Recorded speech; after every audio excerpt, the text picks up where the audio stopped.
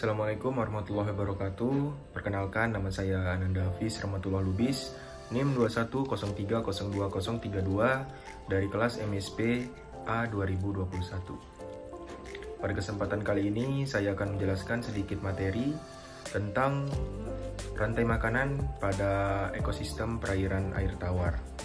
Langsung saja kita masuk ke video pembahasan. Yang pertama yaitu kita masuk ke pengertian rantai makanan.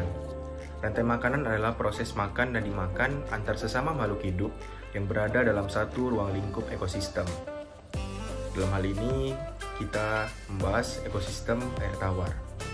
Pada rantai makanan, setiap makhluk hidup memiliki peran masing-masing sebagai produsen, konsumen, predator, dan juga pengurai atau dekomposer. Makhluk hidup yang pertama berperan sebagai produsen.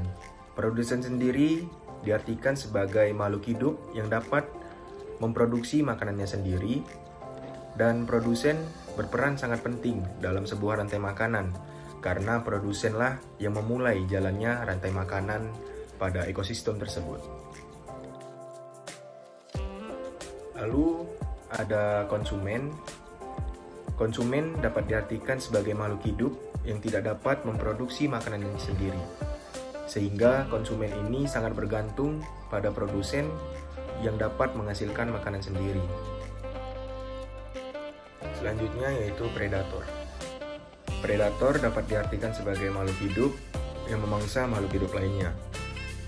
Predator dalam rantai makanan merupakan konsumen puncak. Mengapa disebut konsumen puncak?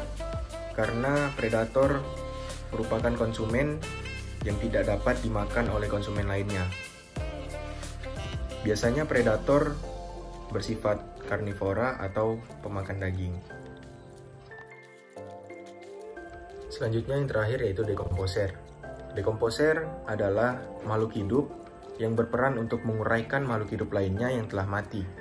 Biasanya, dekomposer mengubah makhluk hidup lainnya yang telah mati tersebut menjadi komponen yang lebih kecil agar nutrisi-nutrisi dari makhluk hidup yang telah mati tersebut dapat dimanfaatkan oleh fitoplankton. Selanjutnya kita masuk ke bagian contoh rantai makanan pada ekosistem perairan air tawar.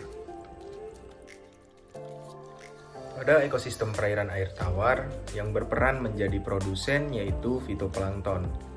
Di sini fitoplankton berperan sebagai produsen karena fitoplankton bisa menghasilkan makanan dengan melakukan fotosintesis, di mana fotosintesis ini memanfaatkan sinar matahari. Sinar matahari diserap oleh sel fitoplankton dan diubah menjadi energi biologi, kemudian disimpan dalam bentuk senyawa organik. Nantinya, fitoplankton yang merupakan produsen dalam rantai makanan ini akan dimakan oleh ikan-ikan kecil, di mana ikan-ikan kecil ini berperan sebagai konsumen tingkat 1. Kemudian, ikan-ikan kecil yang telah memakan fitoplankton selanjutnya akan dimakan oleh konsumen tingkat 2. Dalam rantai makanan ini yang berperan sebagai konsumen tingkat 2 yaitu burung bangau. Burung bangau biasanya memakan ikan-ikan kecil yang ada pada perairan air tawar yang dangkal atau tidak terlalu dalam. Selanjutnya, burung bangau dalam hal ini berperan sebagai konsumen tingkat 2, nantinya akan dimakan oleh konsumen puncak atau biasa kita sebut dengan predator. Pada rantai makanan air tawar ini yang menjadi predator yaitu buaya.